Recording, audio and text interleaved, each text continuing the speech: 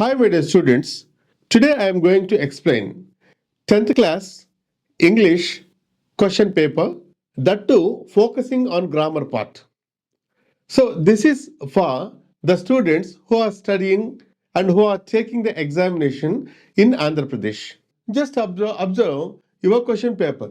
The question paper is divided into three sections. You know very well about that. That is section A, section B, section C. Right. See, section A carries 30 marks. Section B carries 40 marks.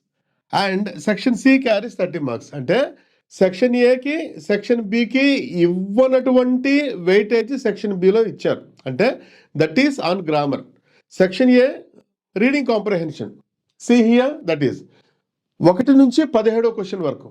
Then section B 18th question నుంచి 34th question వరకు. అంటే అక్కడ ఒక 17 questions ఉంటాయి. తర్వాత వచ్చేసి section సిలో creative expressions, that is style of writing అనమాట. దానిపైన ఒక 3 క్వశ్చన్స్ ఉంటాయి. టోటల్గా మనం చూసుకున్నామంటే టోటల్ 100 మార్క్స్. ఈ 100 మార్క్స్లో ఎక్కువ వెయిటేజీ ఎవరికి ఇచ్చారు, ఏ సెక్షన్కి ఇచ్చారు అంటే సెక్షన్ బీకే ఇచ్చారు. సెక్షన్ బి అంటేనే పిల్లలంతా భయపడుతూ ఉంటారు. భయపడకండి. సెక్షన్ బిలోనే మార్కులు ఎక్కువ వస్తాయి. సెక్షన్ బి 40 మార్కులకు. గ్రామర్ పైన ఒక చిన్న అవగాహన, చిన్న టెక్నిక్స్, ఇప్పుడు అదే నేను చెప్పబోతున్నాను మీకు. టోటల్ మీ యొక్క పేపర్ వేసి ఆ సెక్షన్ బిని కాన్సన్ట్రేట్ చేసి ఏ విధంగా మనము వాటిని నేను మీ ముందే అవన్నీ ఆన్సర్ చేసుకుంటూ ఎలా టెక్నిక్స్ ఫాలో కావాలనేది ఈ వీడియోలో చెప్పబోతున్నాను. చివరి వరకు చూడండి మై డియర్ ఫ్రెండ్స్. ఇప్పటి వరకు మీరు సబ్స్క్రిప్షన్ చేసుకోకపోతే దయచేసి నా ఛానల్ను సబ్స్క్రైబ్ చేసుకోండి ప్లీజ్. ఒకవేళ నచ్చితే షేర్ చేయండి, లైక్ చేయండి దయచేసి. ఎందుకంటే లైక్స్, షేర్స్, కామెంట్స్ ఉంటేనే ఛానల్ గ్రోత్ ఉంటుంది. దయచేసి ప్లీజ్ నాకు సహకరించండి. Right, then coming to the point. See, ఇక్కడ మనం టోటల్గా ఈ పార్ట్లో గ్రామర్ అండ్ వొకాబులరీ, ఈ పార్ట్లో మనం ఏ విధంగా 40 మార్కులకు 40 మార్కులు, అంతేగాని ఏదో కొంచెం మంచిగా రాస్తే చాలు అనుకోకండి. Don't compromise in your life. 40 మార్క్స్కు 40 మార్క్స్ ఏ విధంగా మనము తీసుకోవాలి భయపడకుండా, సింపుల్ టెక్నిక్స్ ఉపయోగించి. ఎందుకంటే క్వశ్చన్ పేపర్ పైన మొత్తం మనకంతా క్లూస్ ఉంటాయి. అందులో అంటూ ఉంటారు కాంప్రహెన్షన్లో ఉంటాయని చెప్పేసి.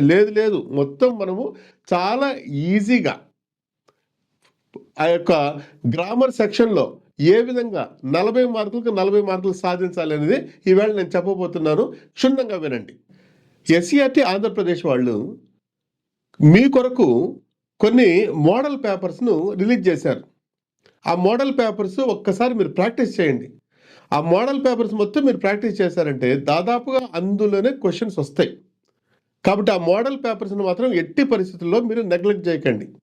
ఓకే, ఇప్పుడు చూడండి, ఫస్ట్ వాళ్ళు ఇచ్చిన మోడల్ పేపర్నే మనం ఏం చేస్తామంటే ఎక్సర్సైజ్ చేస్తాం ఇక్కడ. ఓకే, ఫస్ట్ దీంట్లో మనం చాలా జాగ్రత్తగా గుర్తుపెట్టుకోవాల్సింది ఏంటంటే, ఇక్కడ ఈ క్వశ్చన్ పేపర్ను మనం 3 గంటల 15 నిమిషాల్లో క్లియర్ చేయాల్సి ఉంటుంది. ఈ 3 గంటల 15 నిమిషాలు దేనికంటే, first 15 minutes for reading the complete question paper. ఎందుకంటే మనకు ఆ క్వశ్చన్ పేపర్ పైన పూర్తి అవగాహన రావాలి అంటే ఒక 15 నిమిషాలు ఎట్లేదైనా గ్లాన్స్ వేయాలి. పూర్తిగా చదవకపోయినా ఆడాడగా గ్లాన్స్ వేసుకోవాలి. ఆ తర్వాత 3 గంటల్లో మనం పూర్తిగా రాయాలి. అది మనకు తెలిసింది. నెక్స్ట్ క్వశ్చన్ పేపర్లో మనకు 37 క్వశ్చన్స్ ఉంటాయి. Section A, section B, section సిగా మనకు డివైడ్ అయి ఉంటుంది. ముఖ్యంగా గుర్తుపెట్టుకోవాల్సింది ఏంటంటే 37 క్వశ్చన్లకు ఆన్సర్స్ మీరు మీకు ఇచ్చిన మెయిన్ షీట్ పైన రాయాలి. ఆ తర్వాత వాటిలో అత్యంత ముఖ్యమైనది ఏంటంటే ఈ యొక్క బి అంటే గ్రామరు, వొకాబులరీ కొన్న 17 క్వశ్చన్లు ఒకే దగ్గర సీక్వెన్స్గా రాయాలి. గుర్తుపెట్టుకోండి, ఒకే ఏరియాలో రాయాలి. So this is the section B of your English question paper. Section B అంటేనే మనకేంటంటే టోటల్గా గ్రామర్ అండ్ వొకాబులరీ. ఈ గ్రామర్ అండ్ వొకాబులరీ ఏ క్వశ్చన్ నుంచి స్టార్ట్ అవుతుంది అంటే 18వ క్వశ్చన్ నుంచి స్టార్ట్ అవుతుంది. ఈ 18వ క్వశ్చన్లో ఫస్ట్ ఏంటంటే WH వర్డ్స్తో వాక్యాలను కలపాలి. Joining the sentences. దీన్ని ఏమంటామంటే synthesis of sentences with WH words. లేదంటే దీన్ని గ్రామటికల్గా ఏంటంటే రిలేటివైజేషన్ అని చెప్పేసి అంటారు. ఈ రిలేటివైజేషన్ అది స్పోకెన్ ఇంగ్లీష్కు ఇంపార్టెంట్, ఆ తర్వాత వచ్చి మనకు గ్రామర్కి ఇంపార్టెంట్. అసలు ఈ Andhra Pradesh question paper section B is very very useful for developing communicative skills. What I have observed in it. See here relativisation. ఈ రిలేటివైజేషన్లో ఏంటంటే WH వర్డ్స్ అని ఉంటాయి. WH వర్డ్స్ మనకు టోటల్గా 9 WH వర్డ్స్ ఉంటాయి, గుర్తుపెట్టుకోండి. ఈ 9 WH వర్డ్స్కి ఎందుకంటే అన్ని WHతో స్టార్ట్ అవుతాయి, ఒక హౌ మాత్రము ఇలా WH ఉంటుంది కాబట్టి టోటల్గా 9 WH వర్డ్స్ ఉంటాయన్నమాట. ఈ 9 WH వర్డ్స్తో మనము 2 వాక్యాలను కలిపేదాన్ని ఏమంటామంటే రిలేటివైజేషన్ అంటాము. రిలేటివైజింగ్ సింథసిస్ అని కూడా చెప్పేసి అంటూ ఉంటాం అన్నట్టు వాక్యాలను.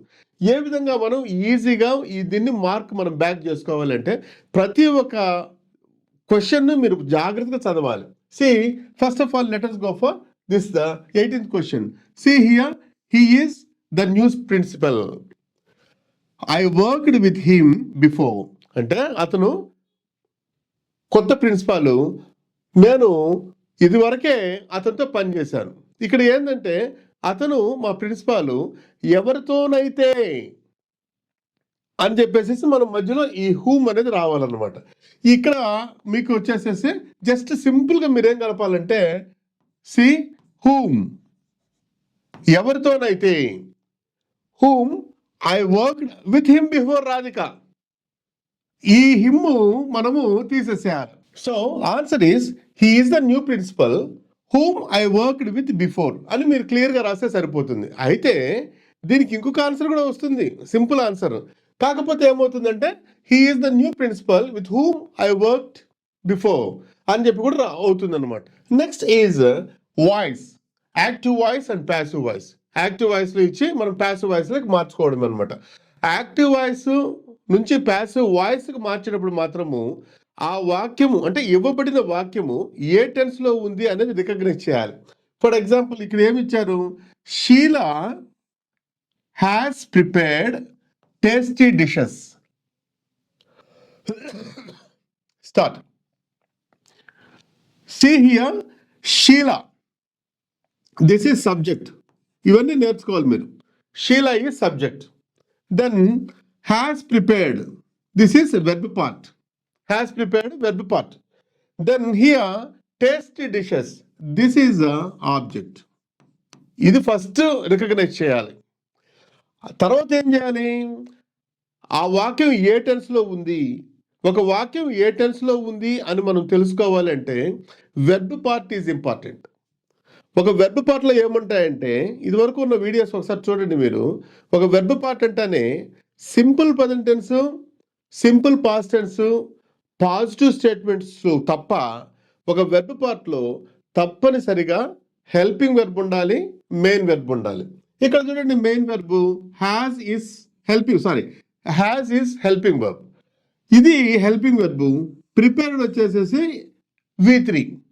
C has plus V3, has plus V3 is present perfect tense, గుర్తుపెట్టుకోండి. సో ఇప్పుడు మనం ఏ విధంగా రాయాలంటే యాక్టివ్ వాయిస్ ఇచ్చి ప్యాసివ్ వాయిస్ అడిగాడు కాబట్టి ఇక్కడ ఉన్న ఆబ్జెక్టు ఇలా వస్తుంది, ఇక్కడ ఉన్న సబ్జెక్టు ఇలా వస్తుంది, బడుతుంది అని అంటాం కాబట్టి టేస్టీ డిషెస్ ఇది సింగులర్ ప్లూరల్లో చూసుకోవాలి. Tasty dishes plural. See has పెట్టామంటే థర్డ్ పర్సన్ సింగులర్ నెంబర్కి మాత్రమే వస్తుంది కదా, అందువల్ల హ్యాస్కి equivalent plural verb is tasty dishes have. ఇక బీన్, ఎందుకంటే ప్యాసివ్ వాయిస్లో మనకు బీన్ అనేది యాడ్ అవుతుంది పర్ఫెక్ట్ టెన్సెస్కు, right. Then tasty dishes have been V3 prepared. Prepared ఎవరి చేత, by Sheela. This is the answer. So here have been prepared. Okay, have been prepared అంటానే ఇప్పుడు చూడండి ఇక్కడ helping verb, deputy helping verb V3. ఈ combination ఏంటంటే present perfect tense passive voice, have has V3, present perfect tense active voice. Okay, అది తర్వాత గ్రామర్లో మనం చెప్పుకుందాం. ఈ విధంగా మనం జాగ్రత్తగా వాటిని చూసి మనం మార్చేసుకోవాలి. Okay, this is over. Okay, yeah. Then next we can go for another. See here, change the following into reported part. Direct speech, indirect speech, అదే reported part. Okay, see here ఏంటిది? The patient said to the doctor, inverted commas start, actually inverted commas ఉండాలి ఇక్కడ. అది the patient said to the doctor, I have bought the medicine. ఇది అంటే ఏంటంటే patient వచ్చి speaker, doctor వచ్చేసి listener. అంటే ఒక స్పీకర్కు లిసనర్కు మధ్యలో నడుస్తూ ఉందన్నమాట వ్యవహారం. Okay, see here I have bought the medicines, నేను ఇప్పుడే మందులు కొనుక్కున్నానండి అని చెప్పి పేషెంట్ డాక్టర్ గారికి చెప్తుంది అనమాట. ఇప్పుడు మనం చేయాల్సింది ఏంటి? దీన్ని ఇండైరెక్ట్ స్పీచ్కి మార్చాలి. ఇండైరెక్ట్ స్పీచ్కి మార్చాలి అని అన్నప్పుడు మన కన్ను స్పీకర్ పైన ఉండాలా, ఆ తర్వాత లిసనర్ పైన ఉండాలా, ఇది వచ్చేసి రిపోర్టెడ్ పార్ట్ దీనిపైన ఉండాలి. ఇది వీటిలో ఉంది కాబట్టి ఇది తప్పనిసరిగా మారుతుంది. ఇది మీకు ఆల్రెడీ మీ టీచర్ చెప్పే ఉంటారు కాబట్టి.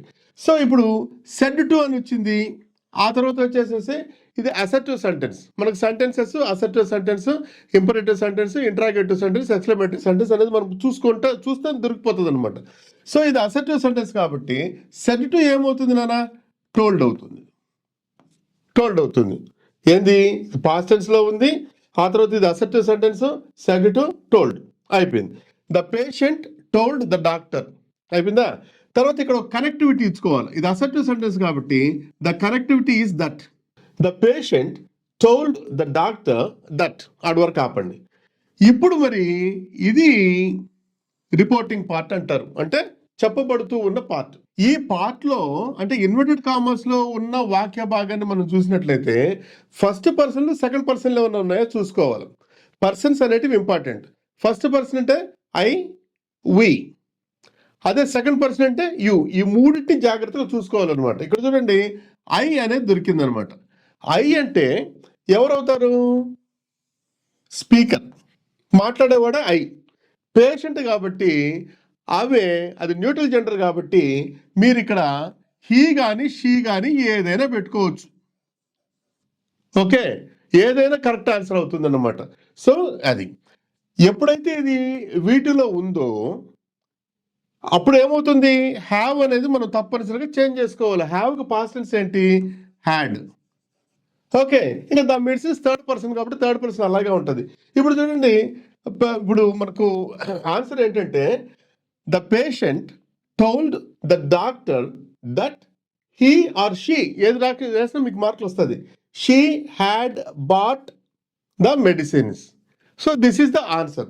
సో ఈ విధంగా మీరు ప్రాక్టీస్ చేస్తారంటే ఆటోమేటిక్గా చూస్తూ ఉంటేనే ఏముంది దానిపైన నేను చేయడం జరిగింది. దాన్నే మనం చిన్న చిన్న మార్పులు చేసినాం. ఎన్ని మార్కులు వస్తున్నాయి? 2 మార్కులు వస్తున్నాయి. ఇక్కడ ఏం పెట్టా నేను? పేషెంట్ అలాగే ఉంది, ఒక టోల్డ్ మార్చా, సగం వచ్చేసింది వాక్యం. ఆ తర్వాత ఐ ఏమైంది? పేషెంట్ ఎవడైతే వాడితో మారిపోతుంది అనమాట. ఇప్పుడు హీ కానీ షీ కానీ. హ్యావ్ ఏమైంది? హ్యాడ్ అయింది, ఎందుకంటే పాస్ట్ టెన్స్లో చేయాలి కాబట్టి దాన్ని. తర్వాత bought the medicine. So this is over. Okay, yeah, next we can go for another. Yeah, then what is that? చూడండి ఇక్కడ, fill in the blanks with suitable prepositions. Suitable prepositions given in the brackets. మీకు చేసేది ఏంటంటే ఇక్కడ ఒకటి ఇస్తుంది, దీనిపైన మీరు కాన్సన్ట్రేట్ చేసుకుంటారు. ఇక్కడ 3 ఇచ్చారు, ఈ 3లో ఒకటి సెలెక్ట్ చేసి రాయడమే అంతే. దానికి మనకు ఒక్కొక్క దానికి ఒక్కొక్క మార్కు. సింపుల్గా ఉంటుంది. చూడండి, మీకు 3 ఇచ్చినప్పుడు ఒకటి మాత్రం క్లియర్గా కనబడిపోతుంటుంది అది తప్పు అని చెప్పి. కన్ఫ్యూజన్ ఎక్కడ పెడతాడంటే పేపర్ ఇచ్చేవాళ్ళు ఒక రెండిట్లో అటు ఇటుగా ఉంటుంది అనమాట. దాన్ని కొంచెం బ్రెయిన్ ఉపయోగించినామంటే కొట్టేయచ్చు. See here the baker collected his bills dash the end of the month. The baker collected his bills. ఆ బేకర్ అంట బిల్స్ అన్ని ఎండ్ ఆఫ్ ద మంత్లో కలెక్ట్ చేసుకుంటాడంట. ఎండ్ ఆఫ్ ద మంత్, అదే technique. End of the month. End of the month ఏమొస్తుంది? 31వ తేదీ కానీ 30వ తేదీ కానీ వస్తుంది. ఎండ్ ఆఫ్ ద మంత్, అది మీ కీవర్డ్. ఒక కీవర్డ్ అతనే ఇస్తాడు. అదే నేను ఇంతకుముందు చెప్పాను, 40 మార్కులు 40 కొట్టాలంటే క్వశ్చన్ పేపర్ని క్లియర్గా అర్థం చేసుకుంటే సరిపోతుంది. End of the month is 31, లేకపోతే 30, లేకపోతే 28. సో ఇక్కడ మనం చూసుకున్నాం అనుకోండి, ఎండ్ ఆఫ్ ద మంత్లో కలెక్ట్ చేసుకుంటాడంటే ఒక డేట్లో కలెక్ట్ చేసుకుంటాడంటే పాయింటింగ్ కరెక్ట్గా పెట్టున్నాడు అనమాట. సో దీంట్లో ఇప్పుడు చూడండి, విత్ ద మంత్ రాదు. At the month or in the month. చూసేవాళ్ళు ఏం చేస్తారంటే ఇన్ ద మంత్ కదా అని చెప్పేసి మాట్లాడతారు. But that is wrong. End of the month అంటే చివరన వస్తుంది కాబట్టి పాయింటింగ్ డ్యూరేషన్. పాయింటింగ్ వచ్చేసేసి ఇక్కడ చూడండి at the end of the month. అలా కాకుండా మీకు క్వశ్చన్ పేపరు సి హియర్ ఇలా ఇచ్చారనుకోండి, సి హియర్ ఇప్పుడు ఇది ఇవ్వాల, అప్పుడు మంత్ ఆఫ్ జూన్ అని ఇచ్చాడు క్వశ్చన్ పేపర్, అప్పుడు పక్కా in the month of.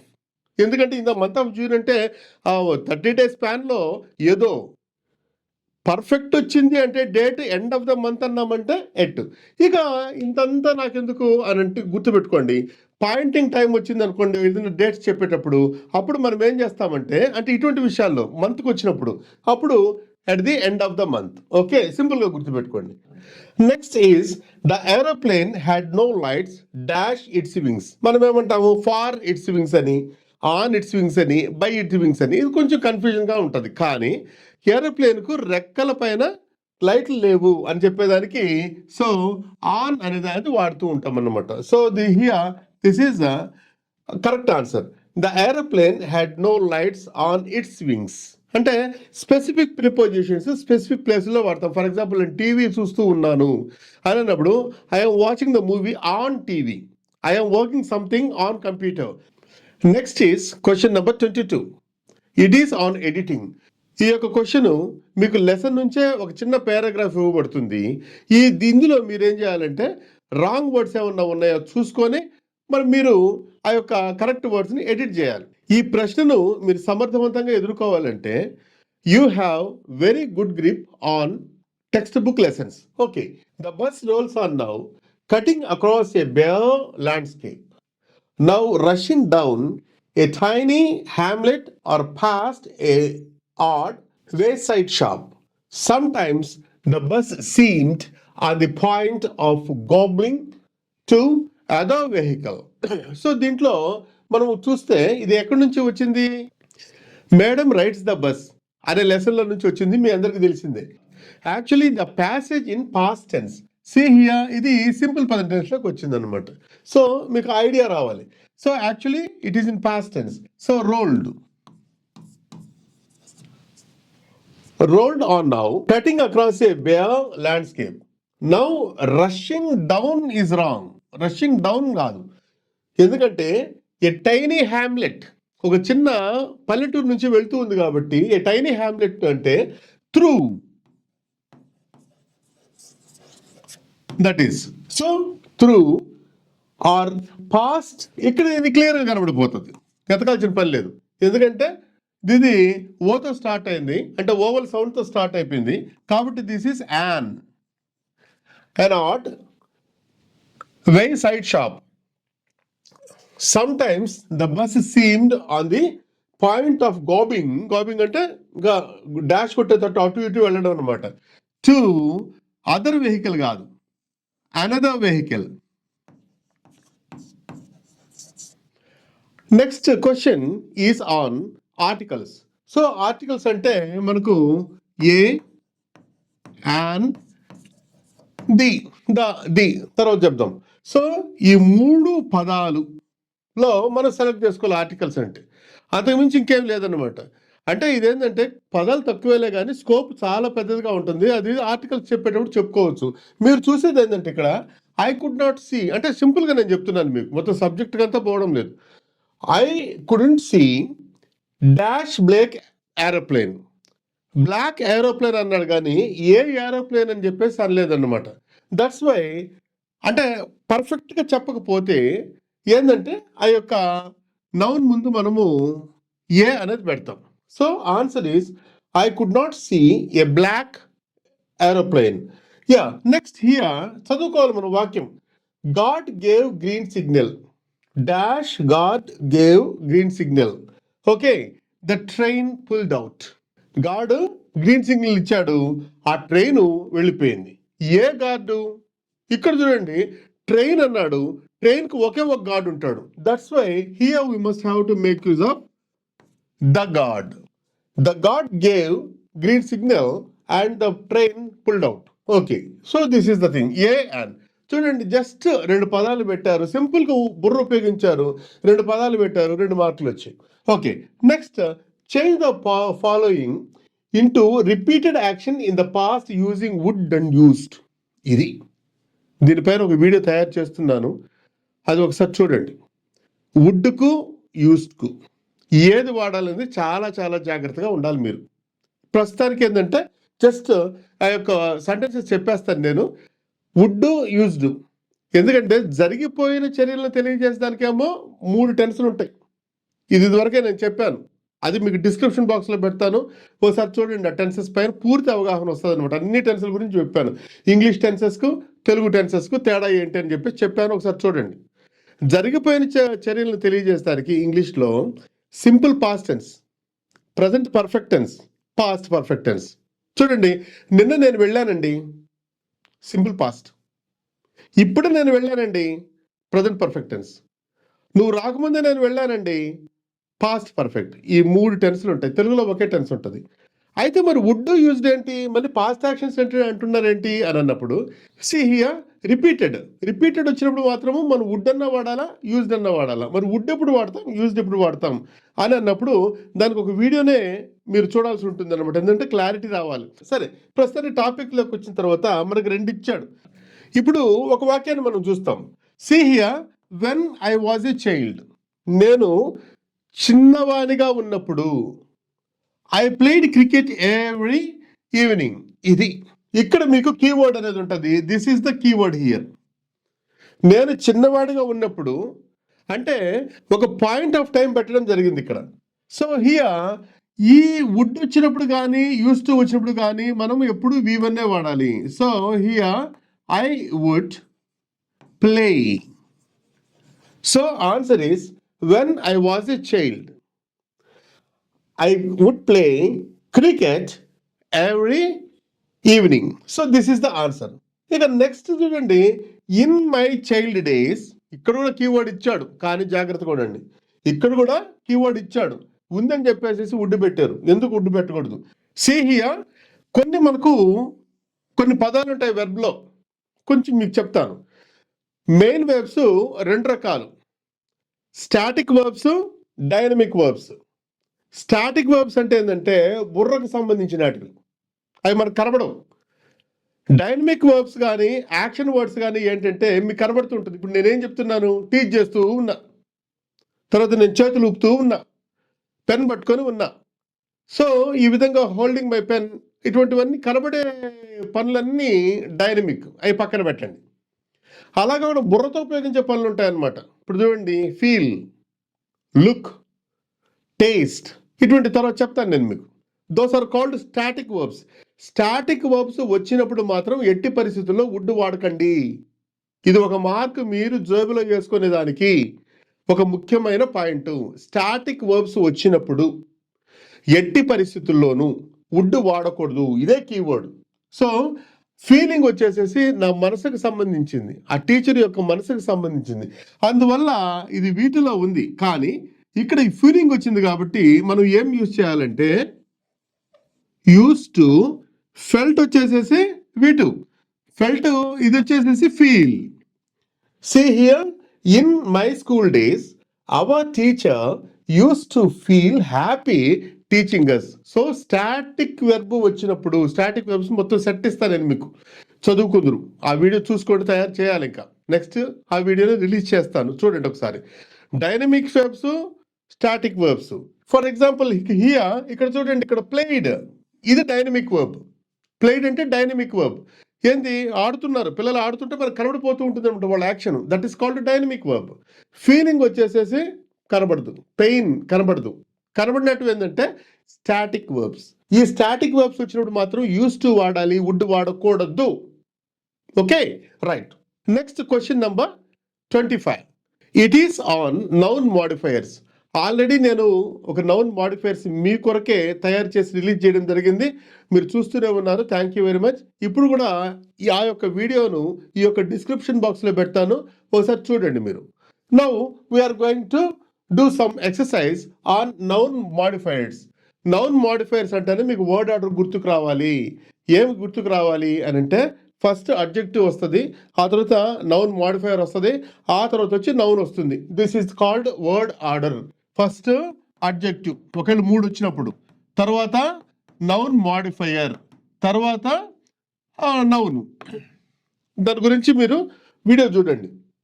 C I bought a mobile. ఒక మొబైల్ కొన్నాడంట బావిడు. It is an Android mobile. దాంట్లో ఆండ్రాయిడ్ సాఫ్ట్వేర్గా ఉందంట. తర్వాత వచ్చి and it is red in colour. ఇది అడ్జెక్టివ్. ఇప్పుడు దీన్నంతా మనం ఏం చేయాలంటే ఒకే వాక్యంలోకి సెట్ చేసుకోవాలి. 3 వాక్యాలు ఇచ్చాడు, ఒకే వాక్యంలోకి సెట్ చేయాలి. అంటే ఏం లేదు, ఈ మొబైల్ గురించి మొత్తం ఉంది చరిత్ర అంతా. ఎర్ర మొబైల్, ఆండ్రాయిడ్ మొబైల్. ఇప్పుడు చూడండి, మనకు 2 ఉన్నాయి. అడ్జెక్టివ్ ఒకటి ఉంది, ఆ తర్వాత ఇదేమో నౌన్ మోడిఫైర్. ఏది? ఆండ్రాయిడ్. ఆండ్రాయిడ్ అనేది నౌన్ మోడిఫైర్. మీకు చెప్పాను నౌన్ మోడిఫైర్స్ గురించి క్లియర్గా చెప్పాను, అందువల్ల దీనిపైన అసలు టచ్ చేయడం లేదు. So this is. ఇప్పుడు మనం ఏం చేయాలా? I bought A first adjective, A red Android mobile.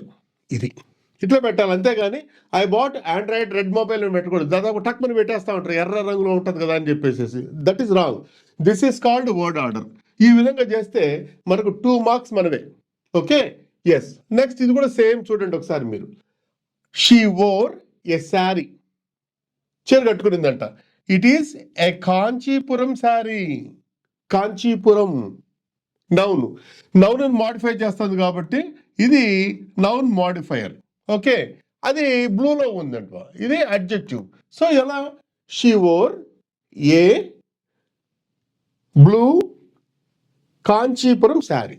ఈ విధంగా రాసేసేయాలి, సింపుల్గా రాసేసేయడం అనమాట. బుర్ర ఉపయోగించండి, చక్కగా రాయండి, మార్కులు కొట్టండి. 40 మార్కులు 40 సాధించుకోండి, ఎక్కడ మిస్ అయ్యేటి ఉండవు.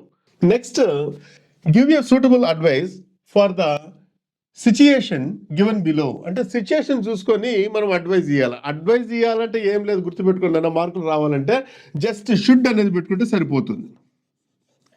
యు షుడ్, అంతే.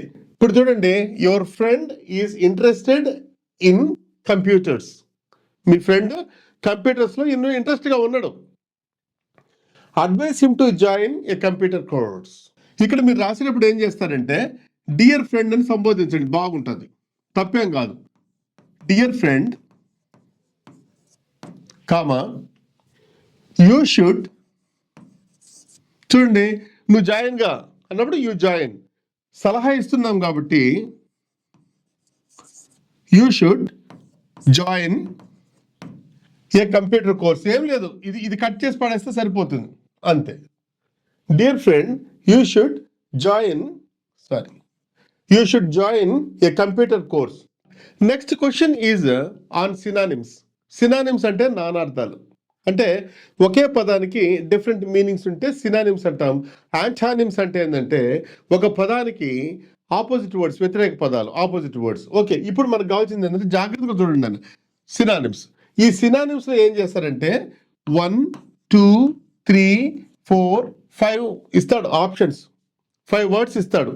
ఈ 5 వర్డ్స్లో మనం సెలెక్ట్ చేసుకోవాల్సింది 4 మాత్రమే, ఎందుకంటే ABCD. See here 4 marks, సినానిమ్స్కి 4 marks. That is developing vocabulary. Me text బుక్లో ఉండేటివే ఇస్తాడు దాదాపుగా. మీరు ఈ క్వశ్చన్ మనం సెట్ చేసుకోవాలంటే, ఈ క్వశ్చన్ మనం పర్ఫెక్ట్గా రాయాలంటే మనం ఏం చేయాలి అంటే అర్థాలు తెలిసి ఉండాలి. C creativity. Second one is end of life. తర్వాత గుడ్ లుకింగ్, డిస్పైర్, తర్వాత వచ్చి ఫార్చునేట్లీ. వీటికి మనకు అందరికీ తెలిసిందే. క్రియేటివిటీ అంటే నూతనంగా కనుక్కోవడం, నూతన పరికల్పన.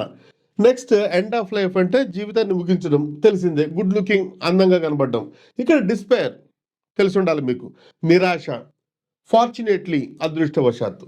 ఈ పదాలు ఈ యొక్క ప్యాసేజ్లో ఎక్కడెక్కడ ఉన్నాయనేది మనం పట్టుకొనేసేసి మనం అవన్నీ రాయడమే, అంతే. See here beautiful. A beautiful. What is the synonym of beautiful here? That is good looking. ఇది తర్వాత వచ్చేసేసి it was what is next here? Death, easy. దీనికి వచ్చి end of life, B. Next by father using too much. Okay, luckily అంటే మనకు fortunately. So this is C వచ్చేసింది. ఇక ఎన్ని ఉన్నాయి? క్రియేటివిటీ ఒకటి ఉంది, ఆ తర్వాత వచ్చేసి డిస్పైర్ ఉంది. C adding luckily. Yes. See here, ఇది వాట్ ఈస్ దట్? ఇన్వెంటివ్నెస్ అంటే నూతనంగా కనుక్కోవడం అన్నమాట. క్రియేటివిటీ అన్న ఇన్వెంటివ్నెస్ అన్న ఒకటే. This is D. సో ఈ విధంగా మనం చేస్తాము. డిస్పైర్, నిరాశకు అసలు మీనింగే లేదు ఇక్కడ, అంటే దానికి ఈక్వలెంట్ వర్డ్ లేదు కాబట్టి దాన్ని అటు వదిలేస్తాం. ఆ విధంగా మనం చేయాల్సి వస్తుంది అనమాట. ఇవన్నీ ఒకే ఏరియాలో మీరు రాయాల్సి వస్తుంది. Next is 28th question. The question is on antonyms. 27th vocabulary, 28th vocabulary, and at the same time 29th is also vocabulary, that is noun forms. Okay, yeah, next we can go for 28th question. Antonyms ని మనము వీటికి ఇవ్వాలి. కాకపోతే 27th question synonyms కు antonyms కు చిన్న తేడా ఏంటంటే, సినానిమ్స్ లో మీకు బాక్స్ కట్టి ఒక 5 వర్డ్స్ ఇస్తాడు. యాంటానిమ్స్కి ఇవ్వరు. మనమే ఆ యొక్క ప్యాసేజ్ చదువుకొని దాన్ని అర్థవంతంగా చూసుకొని ఏదైతే మనకు సూటబుల్గా ఉంటుందో అది రాయాలి. For example, see here, friend మనకు తెలిసిందే, enemy. So this is enemy. Okay, yes. Replied, జవాబు ఇవ్వడం. జవాబు ఇచ్చేదానికి ఆపోజిట్ ఏంది? Question. Okay, easy. Then common. Common అంటే సాధారణంగా ఉండేది. అరుదుగా ఉండేది ఏంటంటే rare. Okay, yeah. Next here is collect. ఇది కొంచెం జాగ్రత్తగా ఉండాలి. కలెక్ట్ అంటే ఏంటంటే అన్ని దగ్గరికి పోగు చేయడం. దాన్ని చిల్లాబల్లా చేసేసి ఇసురు కొట్టేసినామంటే that is called scatter. So like that. So ఈ విధంగా మనం ఏం చేయాలంటే పదాలకు మనం యాంటానిమ్స్ రాయాలి. Simple. Yeah. Next is right forms of the words. అది right forms of the words. దీన్ని కూడా మనం చాలా జాగ్రత్తగా చదువుకోవాలి. కొన్ని టెక్నిక్స్ మనం ఉపయోగిస్తాం. ఫర్ ఎగ్జాంపుల్, షుడ్ ఉంది. షుడ్ తర్వాత ఎప్పుడు V1 వస్తుంది. షుడ్ కానీ షుడ్ నాట్ కానీ ఎప్పుడు వచ్చినా కానీ V1 వస్తుంది. అట్లా చిన్న టెక్నిక్స్. కానీ ఈ టెక్నిక్స్ అన్నీ ఎప్పుడు పనిచేయవు. బ్రెయినే పనిచేస్తుంది ఎప్పుడు కూడా. C, forgetfulness, forgetful. So V1 ఏంది? This is the V1. సింపుల్గా మనం ఏం చేస్తామంటే యూ షుడెంట్ ఫర్గెట్. అది ఆన్సర్ అయింది. రెండవది ఏంది? At your neighbourhood. నైబరింగ్ ఎట్టి పరిస్థితుల్లో రాదు. Your neighbour is correct answer. So that is the thing. ఈ విధంగా మనం చేస్తే యాంటానిమ్స్కి ఒక 4 మార్కులు, సినానిమ్స్కి ఒక 4 మార్కులు, రైట్ ఫార్మ్స్కి ఒక 2 మార్కులు, మొత్తం 8 మార్కులు ఈజీగా సంపాదిస్తాం. మీరు చేయాల్సింది ఏంటంటే జాగ్రత్తగా క్వశ్చన్ పేపర్ చదువుకోవడం, వాటిని మనం బ్రెయిన్లో పెట్టుకోవడం, బ్రెయిన్ ఉపయోగించడం, కరెక్ట్ ఆన్సర్స్ రాయడం. ఒకవేళ మీకు 1-2 తెలియకపోతే గెస్ చేయాలి. 2-3 సార్లు గెస్ చేసి ఏదైతే పర్ఫెక్ట్గా ఉంటుంది అని చెప్పేసేసి దాన్ని మనం రాయాలి. అంతేగాని ఏది వదలకూడదు. We can go for question number 30. Question number 30 is on prefixes and suffixes. ఇదంతా వొకాబులరీ కిందకే వస్తాయి. ప్రిఫిక్స్ అంటే ఏంటంటే ఒక పదము దాని ముందు కొంత చేర్చినామంటే ఇంకో పదం ఏర్పడుతుంది అనమాట. సాటిస్ఫాక్షన్, డిస్సాటిస్ఫాక్షన్ 2 పదాలు వచ్చినాయి. మెయిన్ వర్డ్ ఏంటంటే సాటిస్ఫాక్షన్. దానికి ఏం కలిపాము? ప్రిఫిక్స్ డిస్ వచ్చింది. సో దట్స్ వై ఇంకొక పదం అయింది డిస్సాటిస్ఫాక్షన్. Okay, right. ఇవి ఇలా ఉంటుంది అనమాట. ఇప్పుడు చూడండి, ఇక్కడ just she calculated and recalculated, planned and ఇక్కడే ఇచ్చాడు మనకు calculated and recalculated, planned and replanned. Okay, over. The Buddhist ascetic felt sleepy during meditation.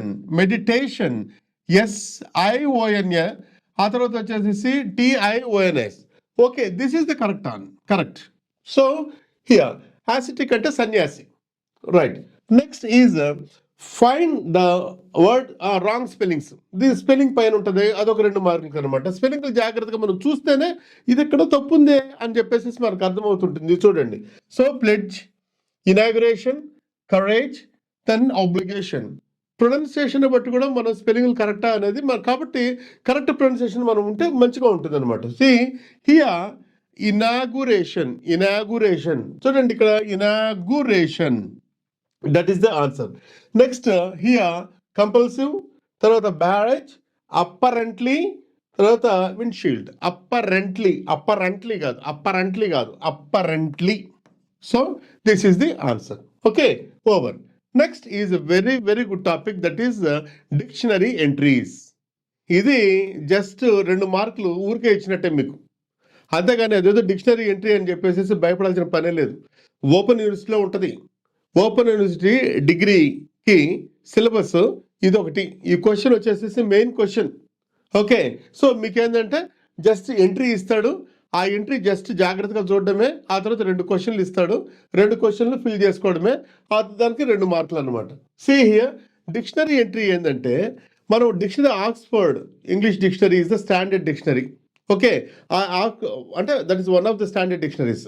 Okay, అది ఓపెన్ చేయగానే ఒక పదము మీకు బోల్డ్ లెటర్స్ అంటే థిక్గా టైప్ చేసి ఉంటారనమాట. That is called head word. దాన్ని ఏమంటామంటే హెడ్ వర్డ్ అంటాం. దానికి సంబంధించిన చరిత్ర, అది ఏం పార్ట్స్ ఆఫ్ స్పీచ్లో ఉంది, దాని మీనింగ్ ఏంటి, ఇవన్నీ మనకు దాంట్లో ఉంటుందన్నమాట. The total collectively called dictionary entry. మీకు జస్ట్ 2 మార్కులకు వస్తుంది, అటు వెళ్ళిపోతుంది అనమాట. మీరైతే డిక్షనరీ మాత్రం ఒకసారి అలా తిప్పండి, మీరు ఎగ్జామినేషన్స్ పోయే లోపల అలా తిప్పండి, ఒక ఐడియా ఉంటుంది. Point number 1. రెండవది ఏంటంటే, ఆ డిక్షనరీకి ఫస్ట్ పేజీలో లాస్ట్ పేజీలో అబ్రివేషన్స్ ఉంటాయి. ఫర్ ఎగ్జాంపుల్ అడ్జెక్టివ్ అనుకోండి ఏడీజే, నౌన్ అనుకోండి ఎన్, అట్లుంటుంది అనమాట. అడ్వర్బ్ అనుకోండి ఏడివి అని ఉంటుంది అనమాట. అవన్నీ మీరు చూసారంటే అవే అడుగుతారు అనమాట. సీ హియర్ హెడ్ వర్డ్ ఏంది, దిస్ ఈజ్ స్క్వామ్. ఇక్కడ చూడండి, this is called phonetic transcription. ఇట్లాగే రాయాలి. ఫోనెటిక్ ట్రాన్స్క్రిప్షన్ ఎప్పుడు మీరు ఏం చేయాలంటే, ఒకవేళ అడిగాడు అనుకోండి 2 గీతల మధ్యలోనే రాయాలి ఫోనెటిక్ ట్రాన్స్క్రిప్షన్. దాని గురించి ఎక్కువ మీరు టైం వేస్ట్ చేసుకోకండి. ఒకవేళ ఇది ఇప్పుడు చూడండి, ఇక్కడ 2 ఉన్నాయి కానీ 2 ఉండాలి, 2 గీతల్లో వస్తుంది అనమాట ఫోనెటిక్ ట్రాన్స్క్రిప్షన్. ఓకే, లేని పరిస్థితి దిస్ ఈస్ హియర్ అండ్. తర్వాత స్క్వార్మ్, ఆర్ కూడా పలకొచ్చు కొన్ని సందర్భాల్లో. అయితే మనకేంటంటే యూకే ఇంగ్లీష్ ఫాలో అవుతాం కాబట్టి మనము స్క్వామ్ అనే వాడుతూ ఉంటాం దీన్ని. Okay, see here to twist your body from the side. చూడండి, ఇది వచ్చేసేసి పార్ట్స్ ఆఫ్ స్పీచ్. వి అంటే ఏంటంటే వర్బ్. సి ఇక మీనింగ్ చూడండి, ఇక్కడ చూడండి ఐ అని ఉంది, వెర్బ్ ఐ ఉంది అనుకోండి. సో ఇంట్రాన్సిటివ్లో ఉందన్నమాట. దెన్ హియర్ ఒక మీనింగ్ ఏంటంటే, to twist your body from the side to side because you are uncomfortable or nervous or to get free from something which is holding you. ఇది ఒక meaning, అనమాట. అంటే దీని యొక్క మీనింగ్ అయిపోయింది ఆడికి. తర్వాత ఇది వచ్చేసి దీనికి ఇంకో సినానిమ్ ఏంటంటే, ఇక్కడ వచ్చేసేసి రిగిల్. Okay, yeah wriggle. ఇప్పుడు ఇక్కడ మీనింగ్ ఇక్కడ ఏంటంటే, ఇట్లా స్లాంట్గా ఇస్తే ఇది example sentence. See here Christine squirmed uncomfortable in her chair. ఇదంతా ఏంటంటే ఇది ఒక example sentence. So this is example sentence. ఇది స్లాంట్గా ఇటాలిసైజ్ లెటర్స్లో ఉంటాయి. The boy try to squirm free, అదొక యూసేజ్ అనమాట. రెండో మీనింగ్, ఇది ఒకటో మీనింగ్కు ఈ యొక్క యూసేజెస్, తర్వాత మీనింగ్. ఇది రెండోది చూడండి ఆయన. రెండోది వచ్చేసేసి to feel very embarrassed or ashamed, అది రెండో మీనింగ్. ఓకే, ఇది దేంతో వాడుతూ ఉంటామంటే విత్తో కలిపి వాడుకుంటామని అర్థం అనమాట ఇది. తర్వాత he made me squirm with embarrassment అంటే ఏంటంటే ఇది వచ్చేసేసి యూసేజ్. ఇక్కడ చూడండి, స్క్వామ్కు విత్తో వాడాడు, ఇది ఒక యూసేజ్. ఇది చూడండి, స్క్వామ్ నౌన్గా కూడా వాడచ్చు, సింగులర్ నంబర్గా కూడా వాడుకోవచ్చు అనమాట. ఇంతే, దీన్ని చూస్తూ ఉంటే అలాగే కనబడుతూ ఉంటుంది అనమాట. అన్నీ ఇలాగ ఉంటాయన్నమాట. ఇప్పుడు దీంట్లో క్వశ్చన్స్ ఏంటో మనం చూద్దాం. What is the part of speech of the word squirm? Okay, see here స్క్వామ్కి పార్ట్స్ ఆఫ్ స్పీచ్ ఏమి ఇచ్చాడు, ఇదిగోండి ఇంతే. First main parts of speech is verb. అప్పుడప్పుడు నౌన్గా కూడా వాడుకోవచ్చు మనం. ఓకే, అయిపోయింది. Then pick one sentence with the word squirm used in it. ఇది ఈ వాక్యాలు మనం ఇదివరకు చెప్పుకున్నాం కదా. సీ హియర్, ఏదైతే ఇటాలిసైజ్డ్గా ఉంటాయో అవే అన్నమాట ఎగ్జాంపుల్ సెంటెన్సెస్. సో ఇదొక్కటి రాస్తే సరిపోతుంది. చూసారా, 2 మార్కులు. వి అనేది రాశారు, వి అంటే వెర్బ్. ఇంకోటి ఏంటంటే దాంట్లో ఉండేది తీసి రాసేస్తే సరిపోతుంది అనమాట. ఈ విధంగా మనము డిక్షనరీ ఎంట్రీస్లో చాలా చాలా ఈజీగా మార్కులు సంపాదించుకోవచ్చు. అన్ని చిన్న చిన్న టెక్నిక్స్ ఉపయోగించండి. 40 మార్కులు 40 తెచ్చుకోండి. Next is phrasal verb.